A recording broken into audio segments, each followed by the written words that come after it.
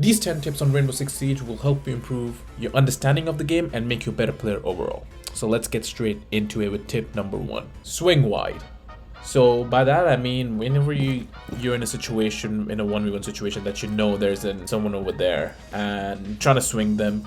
So don't swing close to the wall, because when you're close to the wall, they'll see you before you see them. They'll be able to get more shot off you than you can at them. So what I always recommend is being a bit more wide, not being too close to the wall. So if someone's right there next to that door, just holding that angle, what you want to do is already ADS into it and go as wide as you can and shoot. It'll be nice if you kind of crouch while doing it, but you don't have to. Again, just swing wide and you'll be fine most of the time, because they'll see the same amount of body of you that you will see of them. So that's always a better option to do. Tip number 2 is actually really important. I know a lot of you guys have probably seen people like Jinxie and other pro league players play and do this thing, but like a lot of the actual ranked high level players just break the glass off out of the behind the barricade. So like this, now the glass, I think it's broken. Yeah, now the glass is broken back here. So what you could do now is you can hear the repelling. You can just hear better. You can hear what's happening close to this window outside much better than you could with the glass. With the glass, you can technically just not hear a single thing. Nothing goes through the glass. So it's just so much better to shoot the glass out every single time. Whenever during the prep phase as a defender, you just shoot it out. And yeah, just don't break the barricade like this bad. If you do, just change the barricade. But yeah, shoot the glass out. You'll be able to hear much better overall, and it'll be a better experience for you. And you won't get like caught by surprise because you didn't hear them repelling or anything. So tip number 3 is like prepping the barricade, or just different ways of breaking the barricade. So there's a silent way of breaking the barricade and going in or out. It could be used for both defender or the attacker. Attacker could use it to get in quicker. Defender could use it to spawn peek. So what you want to do is punch right here and then punch right here. Yeah, just don't do what I just did. You're not supposed to have the barricade like left over like this. But yeah, if you're supposed to just punch, you're gonna just punch over here and then down here. It should break it like this. And if it doesn't, you can shoot it just for it to, be gone for good. But yeah, what you as an attacker, you can easily go through this hole, and it's just much more quiet than breaking the whole barricade down. Or if you're a defender, you can kind of swing through this. Another way to prep a barricade, which is pretty common for, if you want to quickly jump out or you want to quickly get out of the building as a defender or as an attacker, you could do it. Punch the barricade, you shoot right here and you jump out. It's pretty fast. So if there's an attacker, he's not going to instantly know about it, so as long as you do it fast enough. And another way to prep is like the barricade takes 19 bullets. So you want to shoot about like 16 bullets, and then if you know that there's an attacker repelling over here or something, you can shoot it like 3 more times and just quickly go and spawn peek and kill them. So it goes something like this.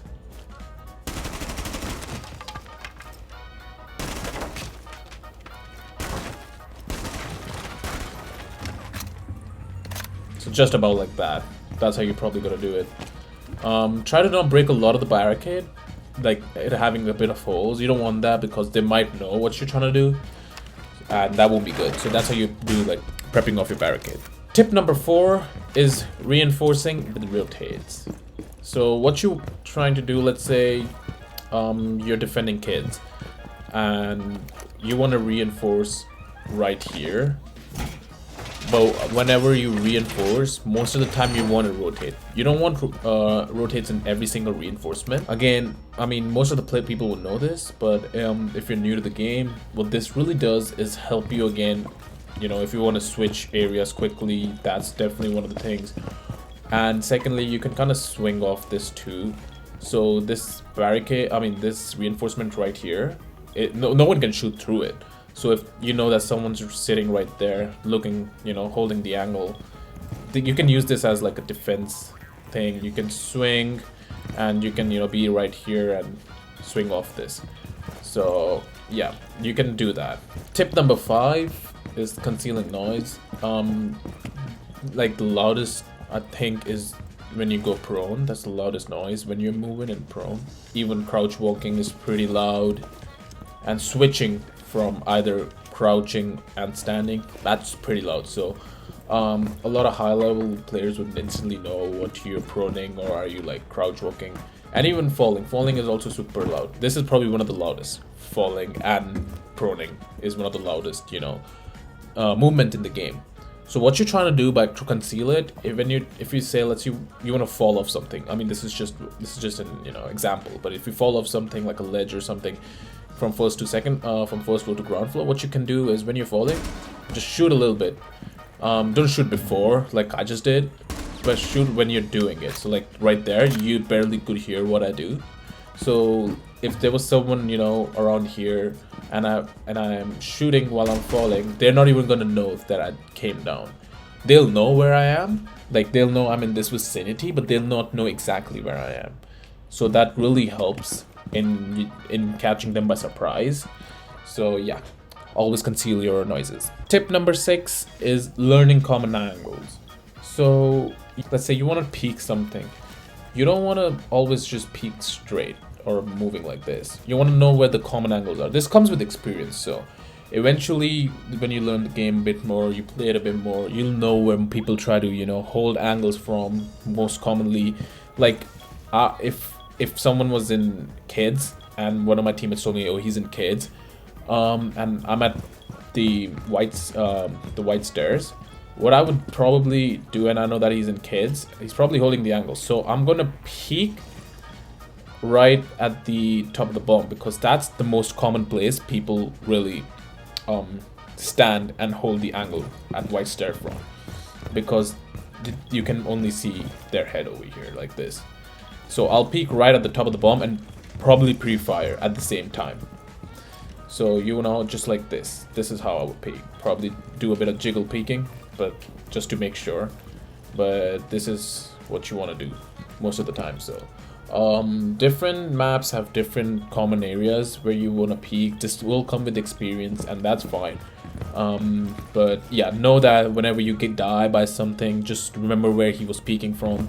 Learn from your mistakes. Don't get mad at the other person or whatever. Learn from how you could get better by how you died over there. Tip number 7 is heat checks. I know a lot of you people probably have heard of the term heat check. It's like when, you know, I got a crazy kill, maybe just like here, and then I just go for a second because there's another one who's right over here, and then I go for a third who's just holding over here. Yeah, you don't want to keep doing this. Even a lot of pro players and all of these players, even in, I mean, if you watch Jinxie, you'll know in his streams, when some of his, you know, his teammate get a kill, they tells to slow down and restart. That's what a heat check is. So if you get a kill and you know it's a crazy kill or anything, you don't want to swing for a second kill.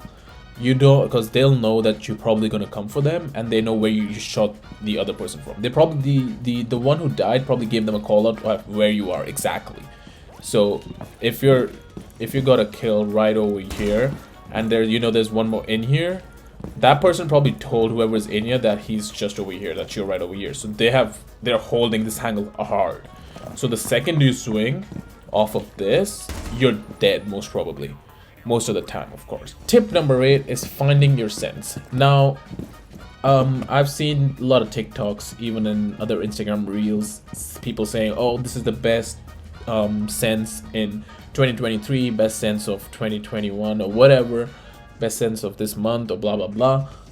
That's not how it works. You can try out their senses. Maybe it could help, you know, maybe you like their sense and that's what you like playing with, but yeah, you need to find your own sense. I've done this quite a bit. I've tried other people's sense and it just didn't work for me. So I went back to my normal sense that I used to play on, and I play pretty fine. All you gotta know is you don't need a 360 kill in this game. This is not Call of Duty, so there is no kind of, you know, crazy ass kills that you need to get kill cams or anything like that. All you gotta know is that you just gotta kill the person. So you don't go for a really high sense because players like Bolo or Jinxie told you to. because that's not how it works for them. They like high sense. For some people, they like a slower sense. Like for me, I'm not a super high sense. I'm a bit of a medium sense. Some people are even slower than me. It's just everybody's preferences. So finding your sense, trying out different things is really good. Try it out in quick match. Don't try it in unranked or ranked. If you want to try it in unranked, sure, but don't do it in unranked. I mean, you want to try out this different kind of sense to find what you feel most comfortable with, and keep changing it in the game maybe to see whatever sits more perfect with you.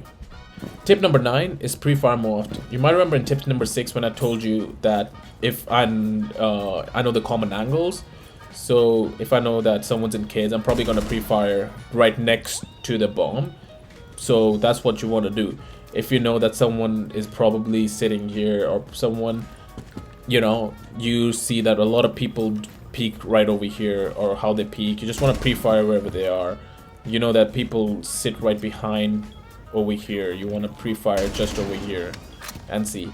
So yeah, that's exactly what you're trying to do. You want to pre-fire right over here, because this is a really common angle, common area where people would sit if they're trying to catch the other person off guard. So if you're coming around, just pre-fire over here and over here. And yeah, I mean, you got 31 bullets in your mag, and Rainbow Six Siege is a one-shot headshot game. So you don't need all 31 bullets. Pre-fire a little bit. Don't pre-fire too much. You're going to give up your position really quickly. So pre-fire, if they're not there, kind of switch positions and then go for something else. Pre-fire, pre-fire. Don't pre-fire every single angle. That's no need at all. So don't pre-fire like over here and then you come around and you pre-fire here and then you pre-fire over here. You don't need to do every single angle. You want to do the most common ones. So you don't need to pre-fire right over here. You can just quick peek and see if there's someone there.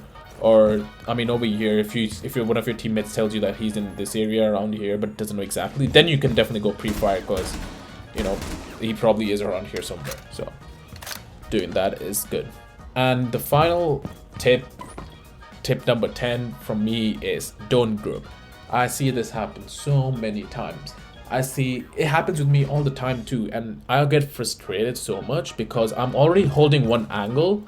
Like maybe I'm holding the window right here like this, and my teammate just comes right in front of me and holds it at the same time. But like I'm already there, I'm already contesting it. There is no need for you to come and do it too. There's no need, literally. I might even kill you by mistake, because you're right in my face. But yeah, you don't want to be in groups. You want to kind of go, not do your own thing, but you want to attack from all sides. So if you're an attacker, you want to attack from maybe attic, and one person comes from attic, maybe the buck comes from attic, and someone want to come from trophy room, someone at the big window. It's just becomes in a way that the defenders get spread out more. You want to spread out the defenders more, because in that way you can pick off them one by one. But if you're all coming from the master bedroom, then at that point most of the defenders would just be holding master bedroom, because there are like 5 people coming from here, and they might even like put an C4 right here on the bottom and just blow like 3 of you up at the same time. So again, you don't want to group. Grouping can, you can easily kill your own teammates, and they can easily get, with one C4 kill, they can get like, with one C4 they can probably get like 3 kills in one go. So you don't want to group. You don't want to be all together. You want to spread out a bit more, and spread the defenders out so you can pick them off one by one. That's easy way for an attacker to win. So yeah, these were my 10 tips for Rainbow Six Siege. And yeah, do let me guys know any other tips that you would have added on to this, and what other things you might want to add on personally.